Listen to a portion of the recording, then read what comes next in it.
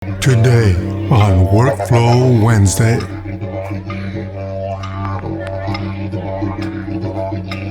So we came out here to the Sydney Opera House to try to get some pictures before the crowds completely invade this space. And you spot the difference. Both were shot on the Canon C200. Same camera settings, same lens. One of these clips was captured in Canon RAW Light. The other was captured in Canon's MXF format. And guess what? The MXF file is actually a 1080p proxy.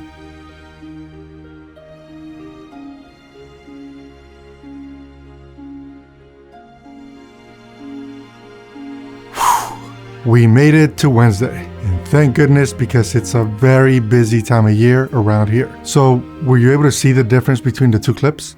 Exposure, right? Yeah, one of them has a little bit more contrast, the other one less contrast, which also then allow for a bit more detail in the shadow areas. So, did you notice anything else? So check this out. The log version tells a significantly different story.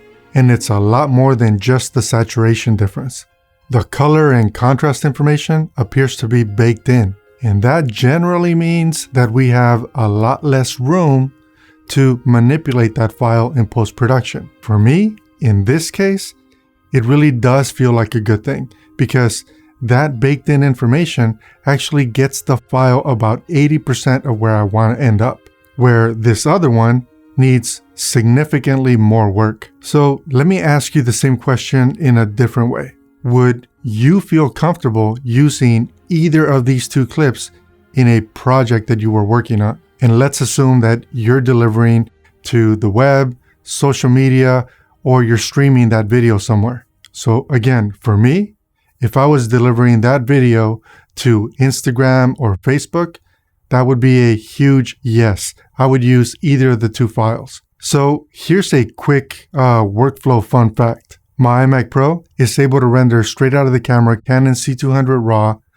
at about 41 frames per second. And to be clear, that's zero color correction, no LUTs, nothing. So just converting that RAW into ProRes.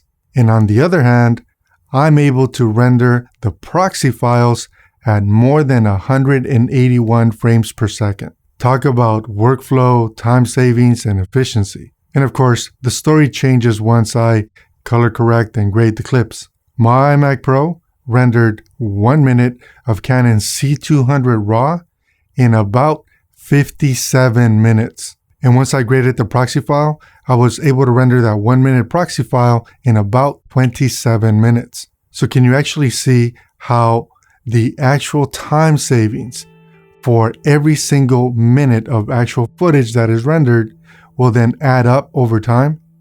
That's a big deal to me because when you save time, you actually save money. And that really means that your net profit just went up. Is it all good news? No, of course not. When we compare the 1080 clip to the 4K clip, the 1080 clip is soft, as in it's not sharp. It's noticeable on the chain fence near the foreground. It also stands out to me on the steps leading up to the opera house. So I guess it just is what it is. But let me say this, sharpness does not make something cinematic. So let me ask you, is there anything wrong with that softer image? Please be sure to share your thoughts and comments. And you guys know what this now actually means to me, right? I have to see for myself if there are in fact any visible differences if I was capturing 4K in MXF. If you enjoy this type of content, be sure to let me know. And if you don't, well, do your thing. I appreciate you anyway. And if you'd like to see more than just gear reviews, be sure to subscribe and hit that notification bell so that you won't miss any other episodes in the series. Until next time, I'm Carlos with Media IQ, helping you guys compete in today's web economy. Take care.